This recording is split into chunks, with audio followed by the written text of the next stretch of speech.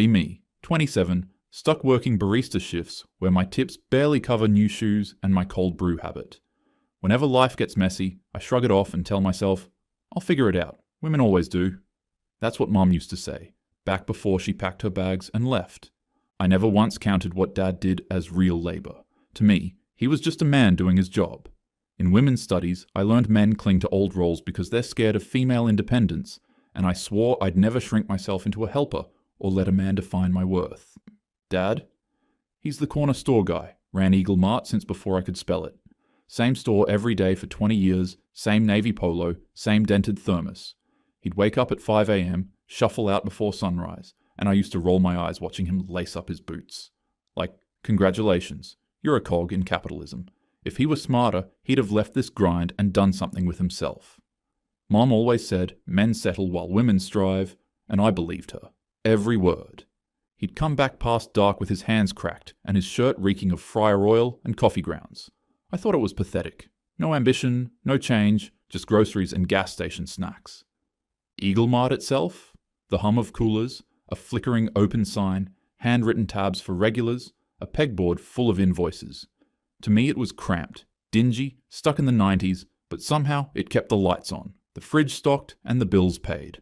I rolled my eyes whenever he called it the family business. Like, please, it was chips and lottery tickets, not Wall Street. I'd joke with friends that if a woman ran it, she'd at least rebrand, repaint, make it cute. Men never think about presentation, just survival. Little brother Leo, 10 years old, sweet, anxious, chews his sleeves when nervous. Dad kept his world running, packed his lunch, signed permission slips, paid for math club. If Dad missed one thing, Leo's day unraveled. I'd think any mom could handle this with half the effort. Women juggle work and kids every day. So why did Dad act like packing lunches was noble? I never noticed until later how invisible those details were. But back then, I dismissed it all as bare minimum. Men should do childcare, of course. They don't deserve awards for covering the basics. Mom? Divorced when I was a teen, said she was meant for more than small-town men. Moved 2 states away, sends the occasional text on birthdays. Always said she'd come back for Leo someday, but years passed, and nothing. Dad never badmouthed her, just pretended to work harder, filling the gaps she left behind. I secretly admired Mom for leaving. She refused to rot behind a counter, refused to waste her life on menial work. Sometimes I wondered if I'd do the same. Ditch the grind, chase something bigger. Dad staying behind always looked like weakness to me. I'd stop by Eagle Mart after my shift, pretending it was just for a snack when really it was to hitch a ride home. Dad would be behind the counter, stacking bills with those cracked hands. Leo perched on a stool with his homework spread out, sipping cocoa from the same chipped mug like it was fine dining. Regulars came and went, calling Dad by name, swapping jokes about weather and ball games. I never got it. How he wasted time and patience on nobodies buying scratch-offs and soda. To me, it was all so small, so painfully average. Sometimes he'd slide a $10 bill across the counter, eyes tired but steady. Just in case, he'd say. I'd laugh, call it pocket change, and blow it on takeout before the night was over. That was our rhythm, night after night. Him wiping counters, closing the till, checking the cooler with his little flashlight. Leo fighting sleep against the candy rack, and me, blind to the weight he carried, convinced it all meant nothing. I told myself I deserved better than this. A life bigger than convenience stores and cracked linoleum. Men like Dad were placeholders, not role models. I'd brag to co-workers how I'd never end up like him. Hands cracked, back bent, proud of nothing but a corner mart. They'd nod and say, I was too smart for that life, and I believed them. Then one night, the rhythm broke. Closing shift, lights dimmed, air thick with the smell of fryer oil and dust. Leo half asleep on the counter, cocoa ring drying on his notebook. Dad rubbed his chest with one hand, the other still holding a stack of receipts. He muttered something about heartburn, said he just needed a minute. I barely looked up and told him, Don't be dramatic, we still have to lock up. But his face had gone pale, sweat streaking down his temple. He braced against the counter, knees buckling, receipts slipping from his hand and fluttering to the floor like confetti. Leo sat up, blinking, voice trembling. Dad? I told him to relax, it was nothing, until Dad collapsed, hitting the tile with a thud that rattled the candy jars. I froze, stupid, useless, the open sign still glowing weakly in the window. Leo screamed, scrambling off the counter, clutching Dad's arm, and I fumbled for my phone, fingers shaking, dialing 911. Paramedics came fast, but not fast enough. Ambulance lights painted the storefront red and blue. Leo clung to my arm, hiccuping sobs, asking if Dad would wake up. I stood there numb, nodding like an idiot, scrolling my phone just to keep my hands busy. The paramedics worked frantically, then slowed down, then went quiet. Finally, they zipped him up and loaded him out. Later they'd call it an aneurysm. A blood vessel gave out, just like that. The doctor said years of long hours, skipped meals, stress stacked on stress. A body can only carry so much weight before it breaks. So he couldn't even handle carrying a few sacks of rice? Part of me thought, see? Men's bodies crumble under pressure women endure daily. Pregnancy, jobs, childcare, everything. I wore it like a shield, even as doubt crept in. I caught myself waiting for him to just sit up, grumble about the bills, like nothing happened. Why didn't I feel anything? Wasn't I supposed to cry? I told myself, maybe this was strength. Women don't break. We carry on. But deep down, it felt less like strength and more like being hollowed out. The funeral was 3 days later. Small chapel, too many folding chairs, the smell of lilies, and bad coffee. Leo sat stiff in a borrowed suit, sleeves chewed raw. Mom came back, mascara heavy, voice soft like she'd rehearsed sad instead of felt it. She hugged Leo too long and squeezed my shoulder like that made up for years gone. I watched her dab her eyes while Oren the milk guy told me about Dad spotting him credit when trucks ran late. Hector said Dad once covered his rent when the bakery oven broke. Marla left flowers, said Dad never missed a promo order. Even Benny, the fridge tech, muttered, "Your old man kept everyone afloat on this block." And I just stood there, listening to strangers cry like he'd saved their lives. Leo whispered, "What happens now?" I didn't answer. Just felt the Eagle Mart keys heavy in my pocket, cutting into my palm. Just like that, almost conveniently, everything he carried became my burden. The first week after the funeral, I thought maybe I could juggle it, keep my barista shifts, and help with the store on the side. But reality kicked me in the teeth fast. I was already stumbling through opening Eagle Mart, running late, forgetting Leo's school stuff. Then the coffee shop manager called, said my schedule wasn't lining up. Too many last-minute call-offs, I almost argued, then stopped. Truth was, the store had already swallowed me whole. So I quit the barista job. Just like that, the only part of my life that felt young and normal, gone. Now it was Eagle Mart, or nothing. The next morning, Aunt Dee took me to Leo's school. The principal put her as emergency contact and listed me as temporary guardian for 30 days so I could sign and pick him up without drama. My first solo opening was a disaster. I overslept, showed up at 7:15, and regulars were already lined outside, arms crossed, muttering. I fumbled the keys, hit the wrong switch, half the lights, stayed off. Cash drawer wouldn't balance. I didn't know Dad kept an exact float, just the right amount of small bills, down to the dollar, so the books matched. I thought cash was cash. Now I was short, no idea why. Customers watched me sweat behind the register, acting like I was scamming them. Then the deliveries started rolling in. Hector the bread guy slammed crates on the counter. "Where's last week's check?" he asked. I blinked. "Check? Dad must have handled that. I thought bills were monthly."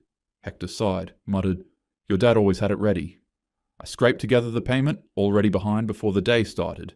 Oren the milk driver showed up next, smiling until he saw the empty end cap where Dad used to stack his promo gallons. "Discount doesn't count without display," he said, almost apologetic. I hadn't even unloaded yesterday's delivery. Milk sweating in the cooler. He shook his head, told me Dad never missed one. All I could do was mumble an excuse and promise to fix it. Marla, the soda rep, dropped by too, pointed at the dusty shelves and said, "Your dad used to run promos, set up end caps. It boosted sales $40 easy." I stared at her like she was speaking another language. I thought Dad just signed for boxes, but no. He was negotiating, playing angles, building goodwill. I was already losing money I didn't even know existed. The bills started piling fast. Electric bills sky high. Those humming fridges ate power like crazy. Internet cut out one afternoon. POS system crashed. I had to hang a cash-only sign on the door. Customers groaned, half walked out. It felt like every decision was one step closer to collapse. The rent reminder came in too. Landlord mentioned Dad always used the grace period, but it ended in 5 days. 5 days, and I barely had enough to cover stock, let alone rent. At home, wasn't easier. Leo's school emailed, but it bounced. The account was tied to Dad's old store email. I missed the field trip form, had to sprint from store to school and back with a "Be Right Back" sign taped on the door. Customers were waiting when I returned, glaring like I'd robbed them of their time. Dinner that night? Chips and instant noodles from the shelves. Leo chewed his sleeves again, an old tic I hadn't seen in years. He didn't say it, but I knew. Dad would have made real food somehow. Week 2 hit harder. Heatwave rolled in, cooler died. Milk soured, sandwiches spoiled, $400 gone in one afternoon. Benny the fridge tech showed up, quoted $2,800 for a new compressor. I laughed, almost cried, told him no way. He shook his head and said, Dad used to barter. Haircuts from Aunt D, free coffee at closing. Me? I had nothing to trade, no goodwill built up. I was just another broke customer. Then shoplifting started. A teen slipped an energy drink into his pocket. I called him out, voice shaking. He laughed, said, "Call your dad." I froze. He walked out smirking while I stood there, heat rushing to my face. That's when it hit me. No one feared me, no one respected me. I wasn't Dad. Then came the margins lesson. I thought, just charge more. But when I ran the numbers, a $2.49 soda cost $1.89 landed. After card fees and shrink, profit was pennies. I told myself Dad must have been too dumb to fix it, too passive to fight back. All my life, I'd heard men hoard resources while women stretched pennies into meals, so how come the math looked like survival, not laziness? I shoved that thought down fast. Cash flow spiral came next. Missed 2 early morning deliveries because I overslept. Vendors stopped extending credit, switched me to cash on delivery. Now I had to pay up front, draining what little I had left. Felt like drowning in invisible debts I didn't even know existed. Through it all, small lifelines appeared. Hector leaned over the counter one morning, said quietly, "Pay half today, rest Friday." Your dad never stiffed me. Then he slid the bread across anyway. Made me feel like a child being handed candy out of pity. Benny came back one night after closing, brought a used compressor part, installed it for half price. Said, "Your old man kept coffee hot for every tech on this block." I nodded, throat tight, had no idea what to say. Aunt D showed up with sticky notes and a wall calendar. Wrote out vendors, bills, Leo in neat rows. Taught me Dad's envelope system, electric, rent, Leo, emergencies. Slipped $50 into emergencies while I watched. I wanted to believe it was clever, but part of me sneered. Like maybe if he'd been smarter, we wouldn't be here drowning in scraps and envelopes. I thought running a store was just selling chips. But goddamn, it was so much more work than I thought. He supposedly did this so I could dream, so Leo could be a kid, so even Mom could vanish without us collapsing. I wanted to scream at myself. My feminism told me men hoarded power. It never said they'd sometimes give themselves away just to keep the lights on. Third week hit me like a freight train. Evening rush, line at the counter, Leo in the back doing math homework. Then I saw it, a bright orange slip wedged in the mail stack. Shut off notice. Electricity due next morning, deposit plus balance. Dad always timed just right. I froze, tried to smile at customers like my chest wasn't caving in. If the power went, coolers died, milk spoiled, shelves useless. Eagle Mart would be a tomb with snacks. I called the utility, put on my nicest woman in distress voice. "I'm his daughter, he just passed. Can you give me a week?" The guy on the other end didn't even pause. "We need money, not stories." I bit my lip, thanked him, hung up before my throat cracked. I tore through Dad's drawer after close. Ledger packed with due dates, tiny notes. Aaron net 7 chews. Pay rent fry. Leo lunch card, top up. Rows of careful handwriting, arrows, underlines. I scoffed out loud. Lists, that's all it was. Women have been making lists forever. Nobody calls it heroism. He wasn't a genius, just obsessive. Still, my stomach twisted, knowing I had no idea how to replicate it. And my brilliant idea? Go online. Dad never knew the power of social media, posted a reel. Running a store as a woman, the grind is real. Support small biz. Clips of me stocking chips, wiping counters. Comments flooded. Queen. You're so strong. Fire emojis. Likes stacked up, shares too. But at the register, zero difference. Nobody walked in saying, "Saw your reel, here's cash." Pity likes, don't pay utilities. Plan B. Move lottery tickets fast. Tried offering scratches at a discount. Felt clever, like a hustler. Next morning, the lottery rep stormed in, red vest, clipboard. That's breach of contract. One more stunt and I pull the terminal. My heart stopped. If they yanked it, traffic would die. Half the regulars came for tickets, not groceries. I stammered some excuse. He walked out, shaking his head. I told myself Dad should have renegotiated years ago. Maybe he was too scared, too complacent. Maybe this was his fault, not mine. Late that night, scrolling payday loan apps, my thumb hovered over accept terms. Fees insane, interest criminal. I almost clicked anyway, whispering, if Dad had been smarter with money, maybe we wouldn't be here. But I closed it, threw the phone on the counter, stared at the humming cooler like it was mocking me. Thought that was the low point. Then came the robbery. The teen from week 2, the one who pocketed an energy drink, came back. Brought 2 friends this time. Stood by the counter, loud, laughing, shoving each other. I tried to ignore it, ring up customers, but my hands shook. Then one of them snatched the tip jar, bolted for the door. I yelled, stepped out from behind the counter. Mistake. They shoved past, laughing, glass rattling, as the door swung shut. I stumbled, smacked my shoulder on the rack, fell halfway into a pile of chip bags. Leo saw everything from the back, his face pale, mouth open, like he'd seen me murdered instead of robbed. He whispered, Dad wouldn't let that happen.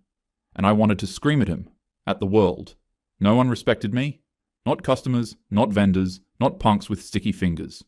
I wasn't Dad. I was prey. I called 911, voice shaking. Officer came, asked for details, scribbled notes, looked me dead in the eye, and said, You need cameras. You're the owner now. The word landed like a slap. Owner. Not daughter, not girl trying to survive. Business owner. I nodded, pretending I was strong, but inside my chest felt hollow. I thought ownership would feel like empowerment, like proof I didn't need any man. Instead, it felt like standing alone in a storm with no umbrella. But no. That's just part of it, right? I told myself I needed to be strong, like all women are. That night, I sat in the dark after closing, counted out the drawer, short again. Held the emergency envelope Aunt Dee had started, $50, sitting sad, inside. Looked at Dad's old thermos, empty, dented, smelling faintly of coffee. I thought about posting again, some rant about men hoarding power. But the words stuck in my throat. Because if Dad was hoarding, why did it feel like he'd spent himself dry just to keep us fed? I slammed the ledger shut, muttered, He should have planned better. But even as I said it, my voice cracked, like maybe I didn't believe myself anymore. All my life, I thought feminism armed me with answers, so maybe the cracks in my voice were just exhaustion, not doubt. But no, men crumble, women adapt. This was just proof I was built stronger, even if it didn't feel like it.